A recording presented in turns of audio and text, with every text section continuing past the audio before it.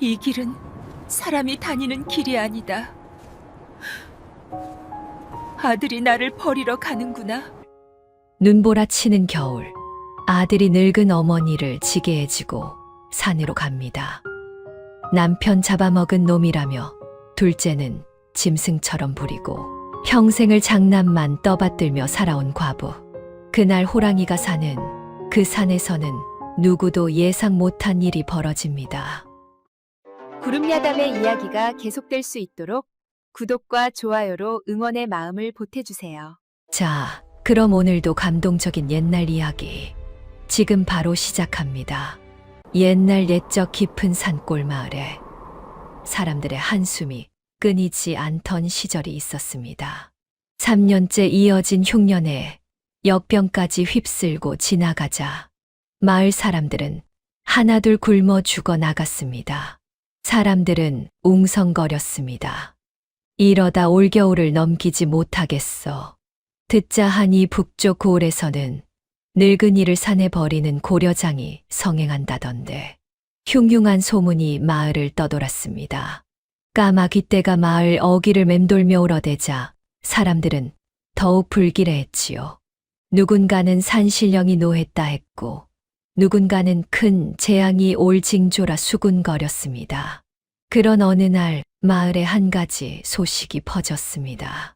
이 마을 출신 최 씨 부인의 장남 길상이 과거에 급제하여 고을 현감이 되어 금이 환영한다는 소식이었지요. 며칠 뒤 길상이 마을로 돌아왔습니다. 관복을 차려입은 장남의 모습을 본 최 씨 부인은 버선발로 대문을 박차고 나갔습니다. 그녀의 얼굴에는 환한 웃음이 가득했지요. 내 아들, 내 귀한 아들이 돌아왔구나. 최 씨 부인은 길상의 손을 붙잡고 눈물을 흘렸습니다. 그녀가 얼마나 기뻐하던지 마을 사람들이 모두 고개를 돌려 쳐다볼 정도였지요. 최 씨 부인의 머릿속에는 오래전 기억이 스쳐 지나갔습니다. 길상이 겨우 5살 때였습니다. 서당에 보낸 지 3달밖에 되지 않았는데 훈장 선생님이 직접 찾아왔지요. 최 씨 부인 길상이가 벌써 천자문을 다 외웠소이다. 그게 정말입니까? 내가 30년 넘게 아이들을 가르쳤지만 이렇게 총명한 아이는 처음이요. 이 아이는 반드시 과거에 급제할 상입니다. 그날 이후로 훈장은 최 씨를 볼 때마다 칭찬을 아끼지 않았습니다. 길상이는 내가 가르쳐 본 아이들 중에 손에 꼽을 만큼 영특하오. 최 씨 부인에게는 그 말이 세상 무엇보다 값진 것이었습니다. 남편을 잃고 홀로 2 아들을 키우며 새벽부터 밤늦게까지 품팔이를 다니고 남의 집 빨래를 해주느라 손이 부르텄지만 장남만 보면 모든 고통이 잊혀졌지요. 우리 길상이가 과거에 급제하면 이 고생도 끝이 나겠지. 그것이 최 씨 부인의 유일한 희망이었습니다. 그래서 밥상을 차릴 때도 장남에게는 쌀밥을, 둘째에게는 보리밥을 주었습니다.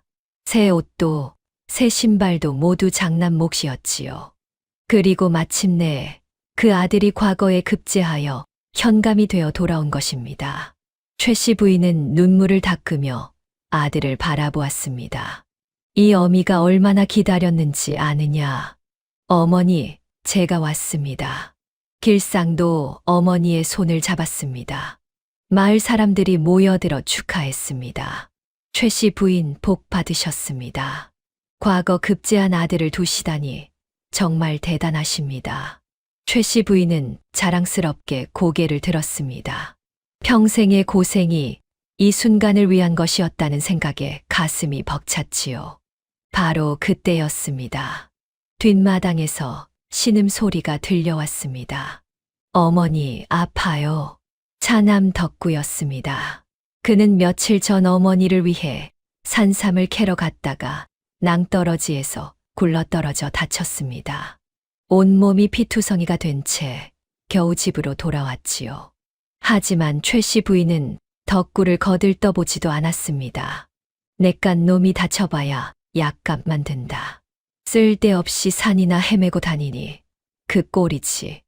그녀는 혀를 한 번 차고는 다시 길상에게로 돌아갔습니다. 덕구는 아무 말도 하지 못했습니다. 그저 곰 같은 커다란 몸을 웅크린 채 피가 배어나오는 다리를 질질 끌며 구석으로 물러났지요.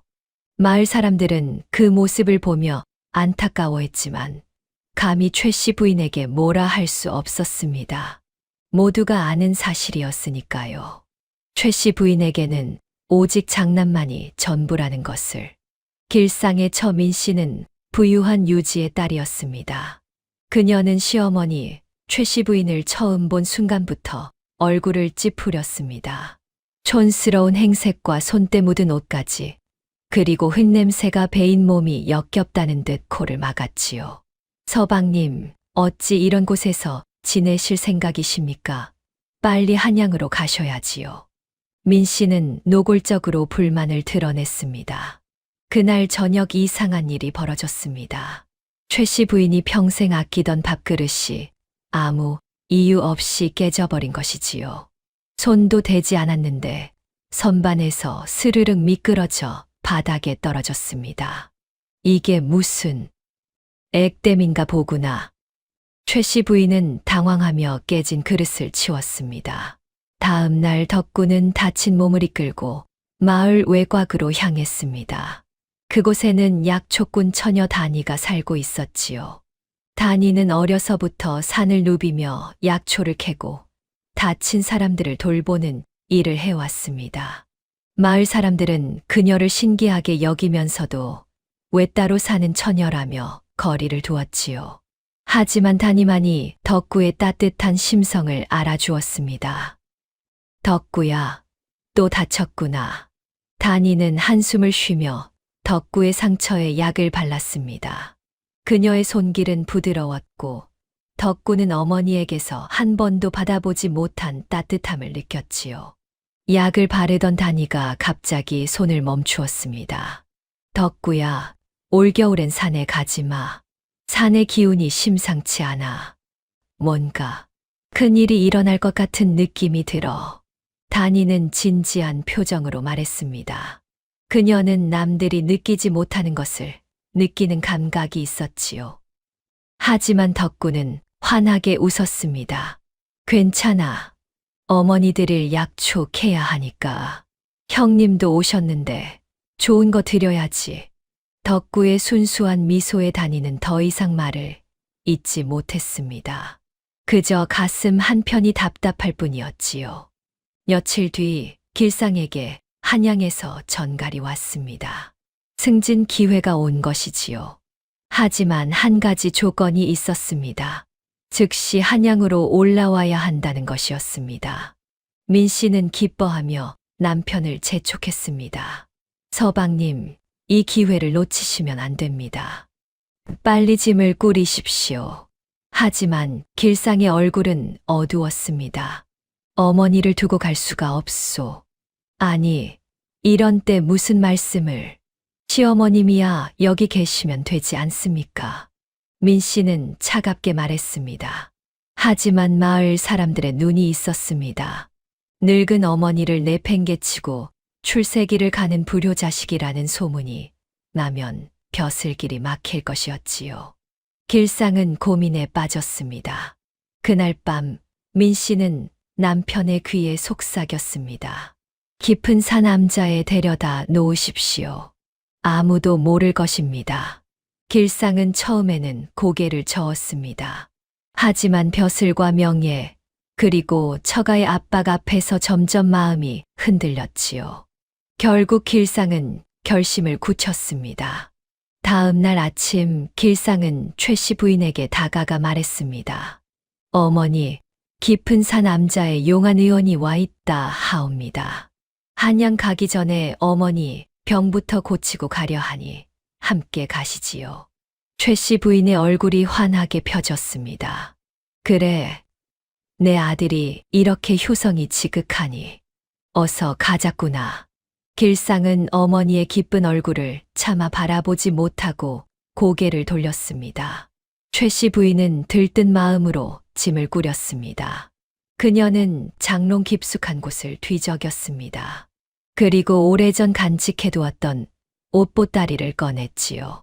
그 안에는 다홍색 비단 치마가 곱게 개어져 있었습니다. 시집 올 때 해입었던 그 치마였습니다. 비록 세월이 흘러 빛이 조금 바랬지만 여전히 곱고 선명한 붉은빛이 감돌았지요. 이 치마는 덕구 장가갈 때 입으려고 아껴뒀는데 최 씨 부인은 치마를 쓰다듬었습니다. 하지만 이내 고개를 저었지요. 아니지. 장남이 효도하는 이 좋은 날에 입어야지. 그녀는 다홍치마를 꺼내 정성스럽게 입었습니다. 비록 늙은 몸이었지만 붉은 치마를 두르자 젊은 날의 모습이 어렴풋이 되살아나는 듯했지요. 아들과 함께 암자에 가서 병을 고치고 아들의 한양행을 축복해 줄 생각에 가슴이 벅찼습니다. 덕구야. 최 씨 부인이 뒷방에 있던 덕구를 불렀습니다.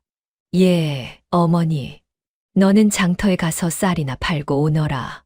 형님께서 어머니를 모시고 암자에 다녀올 테니 너가 집을 지켜야 하지 않겠니? 예, 어머니. 덕구는 뭔가 이상한 느낌이 들었지만 어머니의 명을 거역할 수 없었습니다. 최 씨 부인은 덕구가 짐을 지고 집을 나서는 뒷모습을 지켜보았습니다.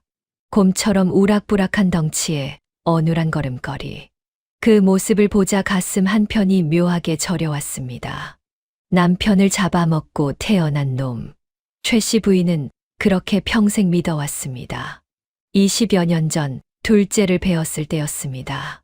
출산이 가까워지던 어느 날 밤, 남편이 급히 산파를 부르러 나갔다가 어둠 속에서 발을 헛디뎌 낭떠러지로 떨어져 목숨을 잃었지요. 그리고 그날 밤 덕구가 태어났습니다. 최 씨 부인은 남편의 죽음을 보며 갓 태어난 아이를 원망했습니다. 이 아이만 없었다면 남편이 죽지 않았을 거지라고. 이 아이가 남편의 목숨을 빼앗아 갔다고 믿었지요. 그때부터 덕구는 어머니의 사랑을 받지 못했습니다. 오직 남편이 살아있을 때 태어난 장남 길상만이 최 씨 부인의 전부였습니다. 최 씨 부인은 고개를 저으며 그 기억을 밀쳐냈습니다. 내 귀한 장남을 위해서라면 이 정도 희생은 당연한 것이다. 그녀는 스스로를 다독이며 길상이 준비한 지게 앞에 섰습니다. 다홍치마가 바람에 살랑 흔들렸지요. 길상은 어머니를 지게에 태우고 산으로 향했습니다. 험준하기로 악명 높은 산이었습니다. 마을 사람들은 그곳에 산신령이 산다고 믿었고 함부로 들어가지 않았지요. 때마침 하늘에서 눈발이 흩날리기 시작했습니다. 아들아, 날씨가 안 좋은데 괜찮겠니? 최 씨 부인이 걱정스러운 목소리로 물었습니다. 괜찮습니다, 어머니. 암자가 그리 멀지 않습니다. 길상은 거짓말을 했습니다. 마을을 벗어나자 길상은 사람들의 눈을 피해 험한 짐승길로 접어들었습니다. 평소라면 아무도 가지 않는 길이었지요. 가시덤불이 옷을 찢고 돌뿌리가 발을 걸었습니다. 눈발은 점점 거세졌습니다. 하늘이 뿌옇게 흐려지고 앞이 잘 보이지 않을 정도였지요. 최 씨 부인은 지게 위에서 아들의 등을 바라보았습니다. 땀에 젖은 등, 거친 숨소리. 그녀는 가슴이 아팠습니다. 아들아, 너무 무리하지 마라. 어머니가 너무 무거운 게 아니냐? 하지만 길상은 대답 없이 묵묵히 걸었습니다. 그의 마음속에는 오직 한양에서의 벼슬자리만이 가득했지요. 하얀 눈발이 최 씨 부인의 다홍치마 위에 소복이 내려앉았습니다. 붉은 치마가 점점 하얗게 덮여가는 모습이 마치 꺼져가는 불씨 같았지요. 산은 점점 험해졌습니다. 길상의 숨소리가 거칠어지고 다리가 후들거렸습니다. 지게 위에 어머니가 생각보다 무거웠지요. 아들아, 잠깐 쉬었다 가자. 최 씨 부인이 걱정스럽게 말했습니다. 길상은 큰 바위 옆에 지게를 내려놓았습니다. 최 씨 부인은 품에서 천 조각을 꺼내 아들의 땀을 닦아주었지요. 내 새끼, 힘들지? 미안하다. 괜찮습니다, 어머니. 길상은 어머니의 손길을 피하고 싶었지만 그럴 수 없었습니다. 최 씨 부인의 눈에는 눈물이 글썽였지요. 어머니를 이렇게까지 생각해 주다니. 너는 정말 효자구나. 그 말을 들은 길상의 가슴이 찢어지는 듯 했습니다. 양심의 가책이 밀려왔지요. 하지만 그는 이를 악물고 다시 지게를 들어 올렸습니다. 이미 늦었다. 돌아갈 수 없다. 길상은 발걸음을 재촉했습니다. 눈은 더욱 거세게 내렸고 바람은 뼈를 애는 듯 차가웠지요. 최 씨 부인은 지게 위에서 아들의 등을 쓰다듬었습니다. 그녀는 이 순간이 장남과 함께하는 마지막 시간이 될 줄은 꿈에도 몰랐습니다. 산세는 점점 더 험해졌습니다. 길상이 가는 길은 평소 사람들이 다니는 길이 아니었습니다. 짐승들조차 피해가는 험한 곳이었지요. 최 씨 부인은 주위를 둘러보았습니다. 암자는커녕 사람의 흔적조차 보이지 않았습니다. 길은 점점 좁아지고 낭떠러지만 눈에 들어왔지요. 바람에 나뭇가지가 부러지는 소리만 요란했습니다. 최 씨 부인의 가슴이 서늘해졌습니다. 이 길은 사람이 다니는 길이 아니다. 그때 최 씨 부인은 깨달았습니다. 아들이 나를 버리러 가는구나. 가슴이 철렁 내려앉았습니다. 숨이 막혔지요. 하지만 이상하게도 원망이 먼저 들지 않았습니다. 그래, 내 아들이 출세해야지. 늙은 어미 때문에 벼슬길이 막혀서야 되겠는가. 그녀는 오히려 아들을 이해했습니다. 평생 그 아들만 바라보고 살았으니까요. 하지만 다른 두려움이 밀려왔습니다. 내 아들이 내려갈 때 길을 잃으면 어쩌나. 이 눈보라에 객사하면 어쩌나. 최 씨 부인은 하늘을 올려다보았습니다. 눈발은 점점 거세졌고 하늘과 땅의 경계가 흐릿했습니다. 이런 날씨에 길을 잃으면 살아서 내려갈 수 없을 것이었지요. 아들아, 무사히 내려가야 한다. 최 씨 부인의 머릿속은 온통 아들 걱정뿐이었습니다. 그녀는 떨리는 손으로 입고 있던 다홍치마의 끝자락을 만졌습니다. 시집 올 때 입었던 평생 아껴온 그 치마. 손때가 묻어 반들반들해진 비단의 촉감이 느껴졌지요. 우리 귀한 아들이 무사해야 한다. 그녀는 이를 악물었습니다. 그리고 다홍치마의 끝자락을 입에 물었습니다. 비단이 찢어지는 소리가 났습니다. 평생 한 번도 손상시키지 않았던 그 치마를 그녀는 이로 물어뜯기 시작했지요. 손으로도 잡아당겼습니다. 나이 든 손이었지만 힘을 주자 비단은 쉽게 찢어졌습니다. 붉은 천 조각이 그녀의 손에 쥐어졌습니다.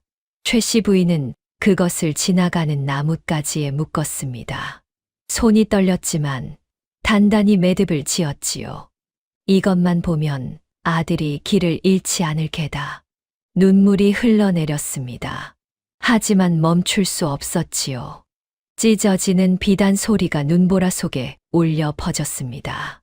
마치 그녀의 가슴이 찢어지는 소리 같았습니다. 이 치마를 입고 시집 왔었지. 그때는 세상이 다 내 것인 줄 알았어. 아들 낳고 잘 키우면 행복할 줄 알았지. 최 씨 부인은 계속해서 치마를 찢었습니다. 하얀 눈보라 속에서 선명한 붉은 천 조각들이 바람에 펄럭이기 시작했습니다.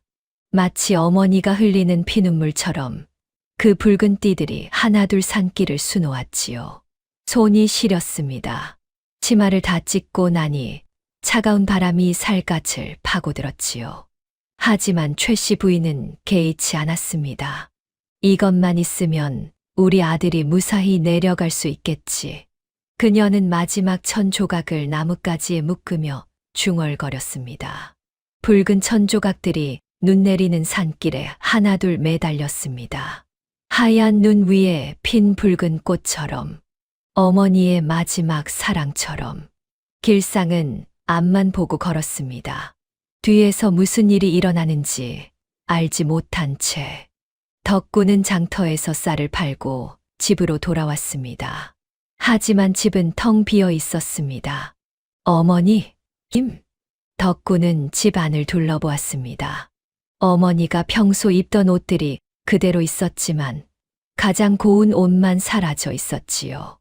불길한 예감이 들었습니다. 바로 그때 다니가 헐레벌떡 달려왔습니다. 다니야, 왜 그래? 다니는 숨을 헐떡이며 말했습니다. 방금 현감 나리가 노마님을 지게에 태우고 산 쪽으로 가는 걸 봤어. 뭐라고? 그런데 이상했어. 사람들이 다니는 길이 아니라 험한 짐승길로 들어가더라고. 덕구의 얼굴이 하얗게 질렸습니다. 덕구는 다니의 말이 끝나기도 전에 뛰쳐나갔습니다. 다니는 덕구의 뒷모습을 보며 가슴이 철렁 내려앉았습니다. 그녀는 나쁜 예감을 떨쳐낼 수 없었지요. 덕구야, 조심해. 다니는 떨리는 목소리로 중얼거렸습니다. 하늘에서는 눈발이 더욱 거세게 쏟아지기 시작했지요. 덕구가 산 입구에 도착했을 때는 이미 폭설이 내리고 있었습니다. 온 세상이 하얗게 뒤덮여 발자국이고 뭐고 모두 지워져 있었습니다. 덕구는 방향을 잃고 눈밭을 헤맸습니다. 어디로 가야 할지 알 수 없었습니다. 그때 덕구의 눈에 무언가 눈밭에서 뒹구는 것이 보였습니다. 비단 복주머니였습니다. 덕구는 그것을 주워들었습니다. 눈에 젖어 있었지만 정교한 수놓임이 한눈에 들어왔지요. 이건 형님 복주머니다. 덕구의 손이 떨렸습니다. 과거 보러 가는 형을 위해 어머니가 밤새 바늘에 찔려가며 수놓았던 그 주머니였습니다.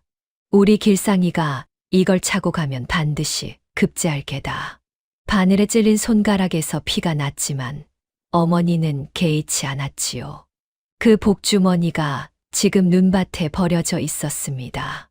어머니의 손때가 묻은 그 주머니가 차가운 눈밭에 버려진 것이 너무나 슬펐지요. 형님, 어떻게 이럴 수가. 덕구는 눈물을 흘리며 복주머니를 품속 깊이 넣었습니다. 어머니 걱정 마세요. 덕구가 찾아갈게요. 그는 복주머니가 떨어져 있던 방향을 바라보았습니다. 형님이 지나간 길이 틀림없었습니다. 덕구는 다시 산을 오르기 시작했습니다. 다친 다리에서 피가 흘러나왔지만 개의치 않았지요. 오직 어머니를 찾아야 한다는 생각뿐이었습니다. 덕구는 험한 산길을 헤매며 올라갔습니다. 하지만 길을 잃었습니다. 눈보라에 모든 것이 가려져 어디가 어딘지 알 수 없었지요. 이러다 어머니를 못 찾으면 어쩌나. 덕구는 무릎을 꿇고 싶었습니다. 다친 다리는 이미 감각이 없었고 온몸이 얼어붙는 것 같았지요. 그런데 그때 하얀 눈 덮인 나뭇가지 사이로 선명한 붉은 빛이 보였습니다. 천 조각이었습니다. 바람이 불자 펄럭였지요.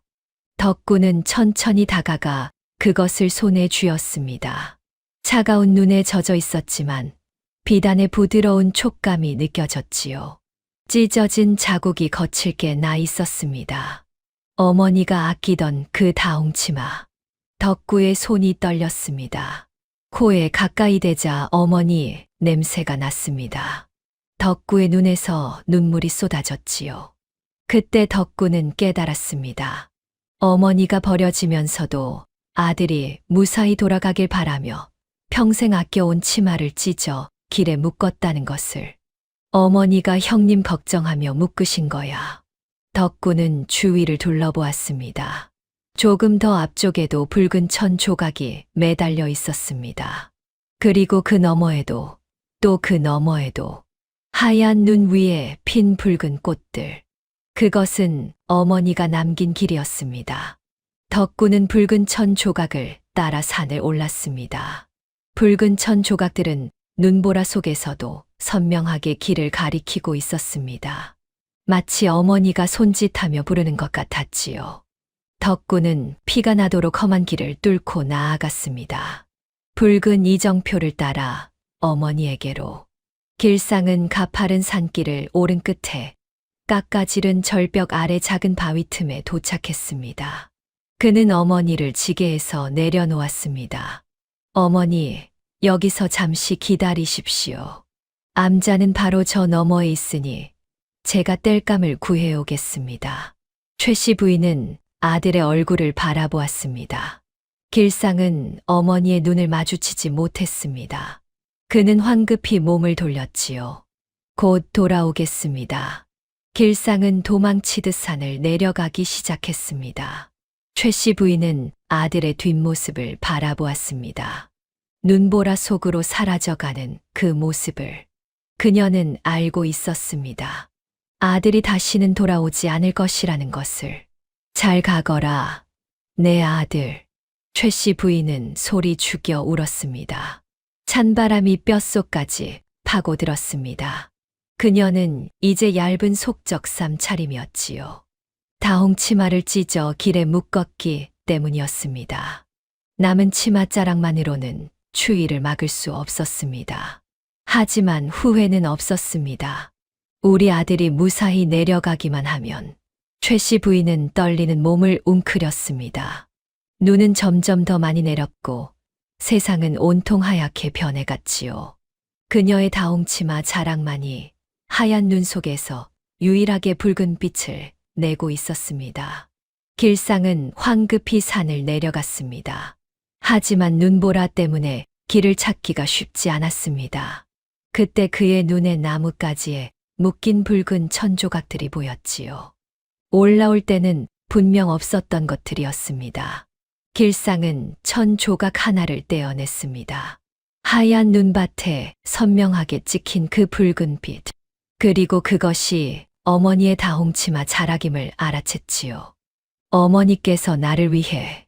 그의 손이 떨렸습니다.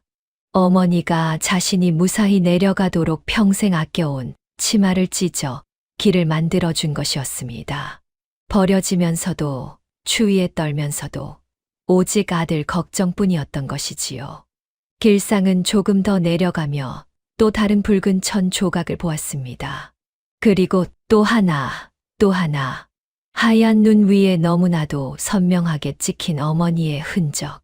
그것은 자신을 살리려는 어머니의 마음이자 동시에 자신을 옥죄는 죄책감의 낙인처럼 보였습니다. 내가 무슨 짓을. 길상은 무릎이 꺾였습니다. 공포와 죄책감이 밀려왔습니다. 바로 그때였습니다. 으르릉. 눈보라 속에서 낮게 울리는 소리가 들렸습니다. 길상이 고개를 들자 집채만한 호랑이가 눈앞에 서 있었습니다. 눈 속에서 번쩍이는 호박색 눈동자. 그것은 산신령의 형상이었지요. 살려주십시오. 길상은 비명을 지르며 뒤로 물러섰습니다. 하지만 뒤는 낭떠러지였지요. 호랑이는 천천히 다가왔습니다. 마치 길상을 심판하듯 그 눈빛은 차갑고 날카로웠습니다. 길상의 손에 쥐어진 붉은 천 조각이 바람에 펄럭였습니다. 마치 어머니의 피눈물이 그를 고발하는 것 같았지요. 덕구는 마침내 붉은 천 조각의 끝에 도착했습니다. 깎아지른 절벽 아래 작은 바위 틈에 최 씨 부인이 웅크리고 앉아 있었습니다. 어머니. 덕구는 달려가 어머니를 안아 올렸습니다. 최 씨 부인의 몸은 얼음처럼 차가웠습니다. 입술은 파랗게 질려 있었고 얼굴은 눈처럼 하얗게 변해 있었지요. 의식은 거의 없어 보였습니다. 다홍치마는 거의 다 찢겨나가고 얇은 속적삼만 남아 있었습니다. 어머니, 눈 좀 떠봐요. 곰 같은 둘째 놈이 왔어요. 덕구는 오열하며 어머니를 꼭 껴안았습니다. 자신의 체온을 조금이라도 더 전해주고 싶었지요. 어머니 얼마나 추우셨어요. 얼마나 무서우셨어요. 덕구는 계속해서 어머니의 손과 발을 문질렀습니다. 덕구가 왔는데 눈 좀 떠주세요. 얼마나 시간이 흘렀을까요? 최 씨 부인이 겨우 눈을 떴습니다. 처음에는 앞이 잘 보이지 않았습니다. 하지만 점점 초점이 맞춰지면서 그녀의 눈에 한 사람의 얼굴이 들어왔습니다. 귀한 장남이 아니었습니다. 평생 천대했던 차남, 덕구였습니다.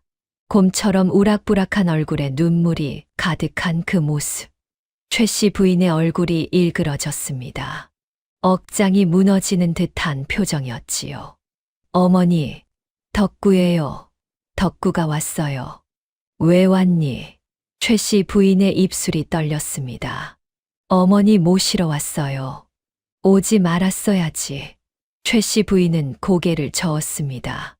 못난 놈아, 왜 왔어? 네 형은 어디 있니? 끝까지 장남을 걱정하는 어머니. 덕구는 가슴이 찢어지는 것 같았지만 눈물을 삼켰습니다. 어머니, 걱정 마세요. 형님은 괜찮아요. 지금은 어머니만 생각해요. 너라도 살아서 내려가라. 어미는 이제 됐어. 하지만 덕구는 고개를 저었습니다. 안 돼요. 덕구가 어머니 업고 내려갈게요. 못난 놈아. 너까지 여기서 죽으면 안 돼. 최 씨 부인의 눈에서 눈물이 흘렀습니다. 덕구는 어머니의 눈물을 닦아 주었습니다. 그리고 조심스럽게 어머니를 등에 업었습니다. 덕구가 무사히 모시고 내려갈게요. 최 씨 부인은 아들의 등에 업혔습니다. 평생 냉대했던 그 등. 하지만 지금은 세상에서 가장 따뜻한 곳이었습니다. 최 씨 부인은 아들의 등에 엎드려 눈물을 흘렸습니다. 남편을 잡아먹고 태어났다며 미워했던 아들. 그 아들이 지금 자신을 구하러 온 것이었습니다. 미안하다. 덕구야. 어미가 미안하다. 최 씨 부인은 처음으로 차남 덕구에게 진심 어린 사과를 했습니다. 덕구는 아무 말 없이 묵묵히 걸었습니다. 그의 발걸음은 느렸지만 단 한 번도 흔들리지 않았지요. 덕구가 어머니를 업고 산을 내려오고 있을 때였습니다. 살려줘. 누구 없소. 길상의 비명이 들렸습니다. 덕구는 어머니를 바위 뒤에 조심스럽게 내려놓고 소리 나는 곳으로 달려갔습니다. 길상은 벼랑 끝에 매달려 있었습니다. 한 손으로 나무 뿌리를 붙잡고 있었지만 그것마저 뽑힐 듯 흔들렸지요. 형님, 이거 잡아요. 덕구는 재빨리 칠넝쿨을 잡아 던졌습니다. 길상이 필사적으로 손을 뻗었습니다. 바로 그 순간 호랑이가 한 걸음 앞으로 나섰습니다. 발 아래 바위가 무너졌지요. 우르르르 눈더미가 위에서 무너져 내리기 시작했습니다. 눈사태다. 덕구는 어머니에게로 뛰어갔습니다. 길상은 본능적으로 몸을 비틀었습니다. 살기 위해 발버둥치며 어디든 붙잡으려 했지요. 그의 손이 공중을 휘저었습니다. 하지만 발을 헛디뎠습니다. 악! 길상의 손에는 붉은 천 조각 하나가 쥐어져 있었습니다. 지나오며 주웠던 어머니의 치맛자락. 그는 천길 낭떠러지로 떨어졌습니다. 붉은 천 조각이 손에서 날려 눈보라 속으로 사라졌지요. 덕구는 어머니를 꼭 껴안고 근처 바위 틈으로 몸을 밀어 넣었습니다. 어머니, 꼭 잡아요. 눈더미가 쏟아져 내렸습니다. 하지만 커다란 바위가 대부분의 눈을 막아주었지요. 덕구는 자신의 큰 몸으로 어머니를 감싸 안았습니다. 세상이 하얗게 변했습니다. 호랑이는 조용히 뒤를 돌아 눈보라 속으로 사라졌습니다. 심판은 끝났습니다. 저 아래 어딘가에는 길상이 묻혀 있었지요. 눈보라가 점점 잦아들고 산은 다시 고요해졌습니다. 다음 날 이른 아침이었습니다. 다니는 마을 사람들을 이끌고 산을 수색했습니다. 저기 사람이 있어요. 누군가 소리쳤습니다. 사람들이 달려가 눈을 파헤치자 덕구와 최 씨 부인이 나왔습니다. 덕구는 여전히 어머니를 껴안고 있었지요. 살아 있어요. 다니는 덕구의 이름을 부르며 눈물을 흘렸습니다. 마을 사람들은 두 사람을 업고 내려왔습니다. 하지만 길상은 끝내 찾지 못했습니다. 낭떠러지 아래로 떨어진 그의 시신은 눈에 묻혀 사라졌지요. 며칠 뒤 덕구와 최 씨 부인은 깨어났습니다. 최 씨 부인은 눈을 뜨자마자 물었습니다. 길상이는 내 아들은 어디 있느냐? 아무도 대답하지 못했습니다. 그때 대문이 벌컥 열리며 민 씨가 들어왔습니다. 그녀의 얼굴은 눈물로 범벅이었지요.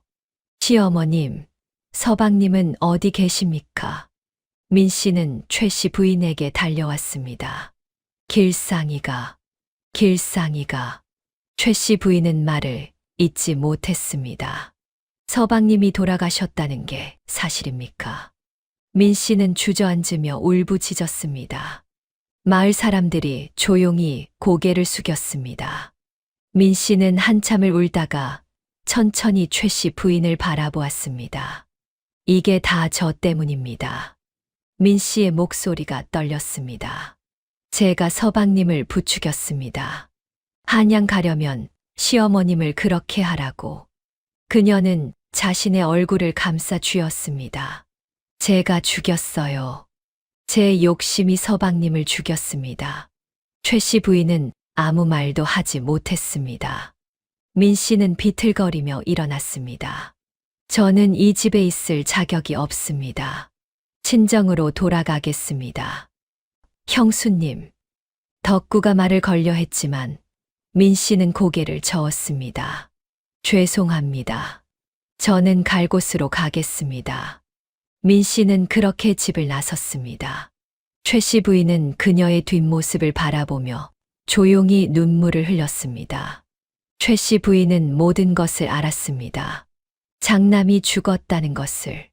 자신이 그토록 사랑했던 아들이 자신을 버리고 결국 산신의 심판을 받았다는 것을.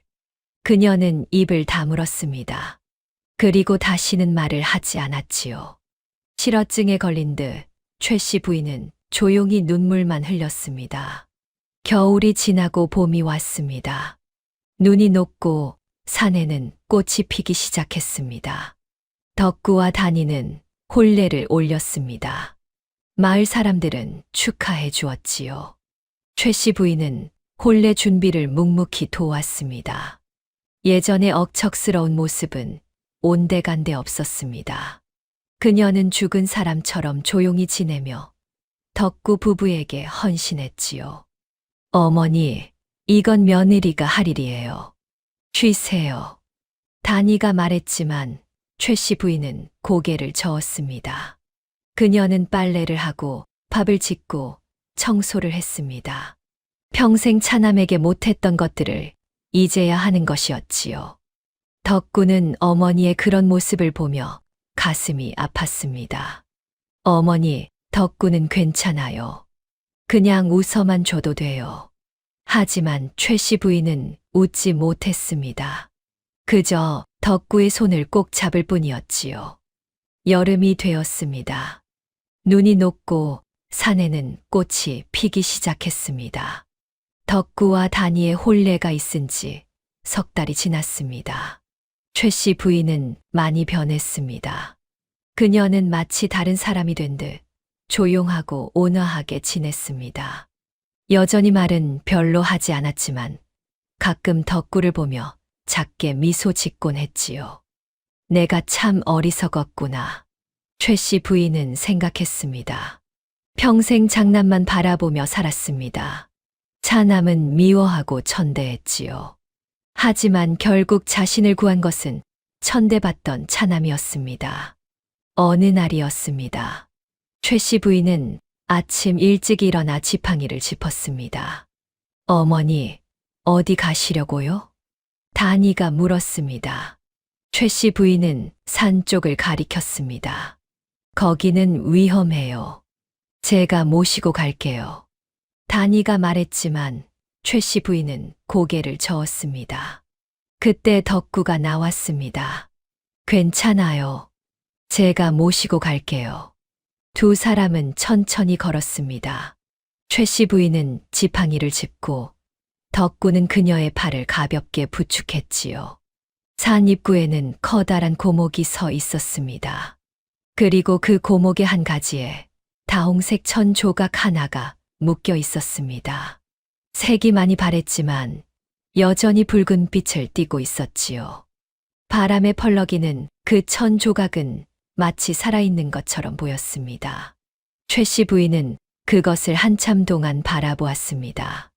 그녀의 눈에서 눈물이 흘러내렸습니다. 내가 그날 찢었던 치마. 그녀는 떨리는 손으로 나무를 만졌습니다.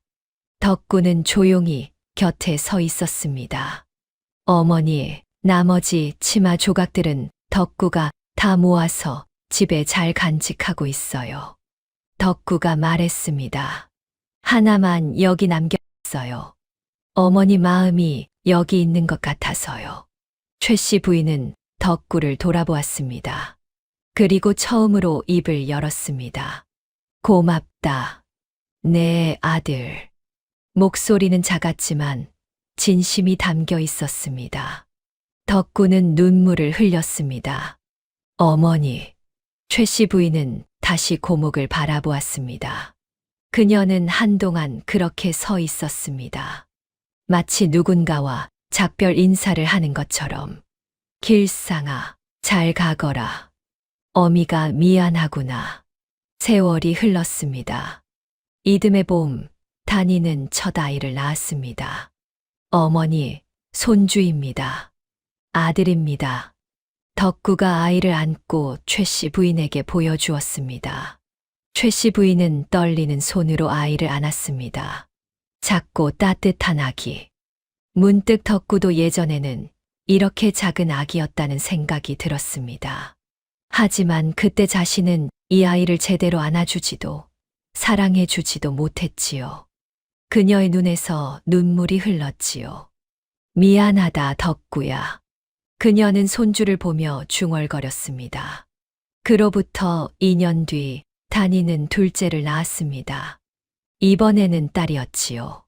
최 씨 부인은 두 손주를 애지중지 돌보았습니다. 할머니, 배고파요.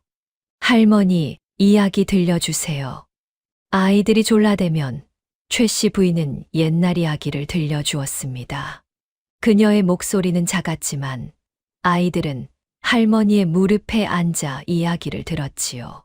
어느 날 손주 아들이 물었습니다. 할머니, 우리 아버지 어렸을 때도 할머니랑 이렇게 재미있게 놀았어요? 최 씨 부인은 잠시 말을 잇지 못했습니다.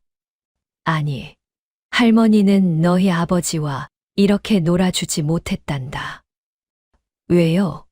할머니가 어리석었기 때문이란다.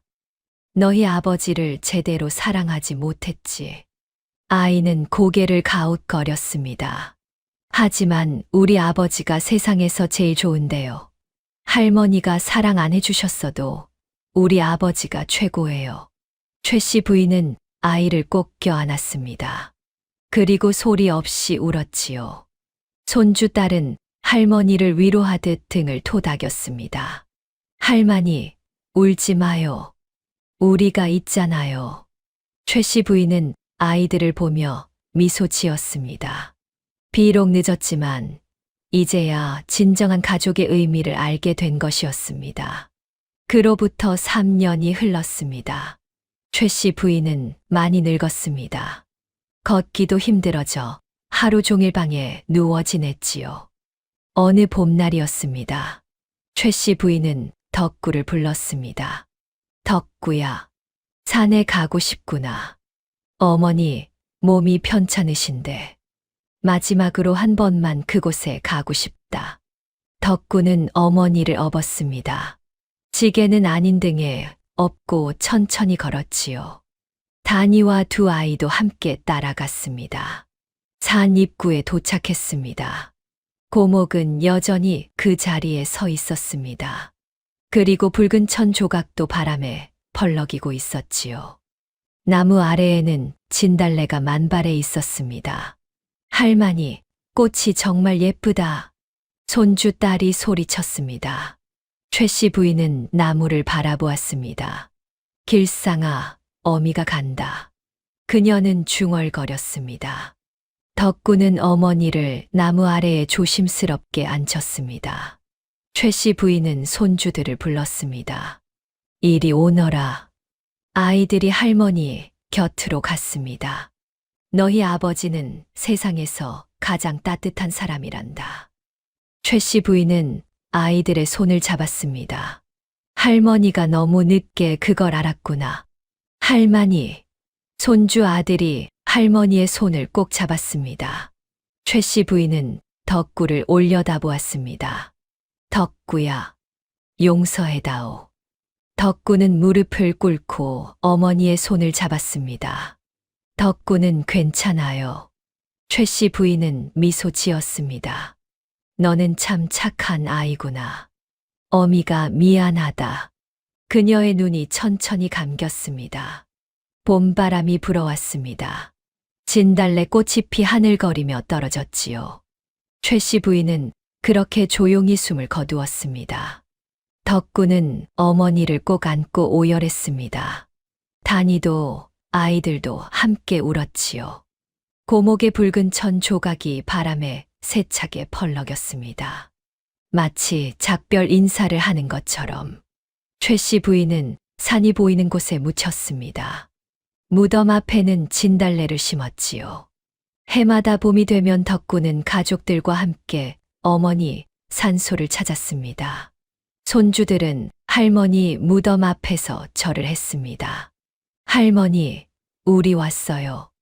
아이들의 맑은 목소리가 울려 퍼졌습니다. 덕구는 무덤을 바라보며 중얼거렸습니다. 어머니, 덕구는 행복해요. 좋은 아내도 만났고 아이들도 건강하게 자라고 있어요. 어머니도 이제 편히 쉬세요. 바람이 불었습니다. 마치 어머니가 대답하는 것 같았습니다. 사람은 누구나 실수를 합니다. 때로는 평생을 잘못된 길을 걷기도 하지요. 하지만 중요한 것은 깨닫는 것입니다. 그리고 뒤늦게라도 진심을 전하는 것입니다. 최 씨 부인은 너무 늦게 깨달았습니다. 하지만 남은 시간 동안 진심을 다했지요. 덕구는 그 진심을 받아들였습니다. 원망 대신 용서를 선택했습니다. 그리고 그 용서는 새로운 시작이 되었습니다. 사랑은 완벽하지 않아도 됩니다. 늦어도 괜찮습니다. 진심만 있다면 언제든 다시 시작할 수 있습니다. 용서는 약한 것이 아니라 가장 강한 힘입니다. 그것이 이 이야기가 우리에게 전하는 메시지입니다. 붉은 천 조각은 여전히 바람에 펄럭이며 그날의 이야기를 기억하고 있는 것 같았지요. 해마다 봄이 되면 그 나무 아래에 진달래가 유독 붉게 피어났습니다. 마치 어머니의 치마처럼, 마치 자식의 붉은 효심처럼. 다음 영상을 빠르게 만나보시려면 좋아요와 구독을 눌러주세요. 지금 화면에 나오는 구름야담의 더 재미있는 영상들도 함께 해주세요.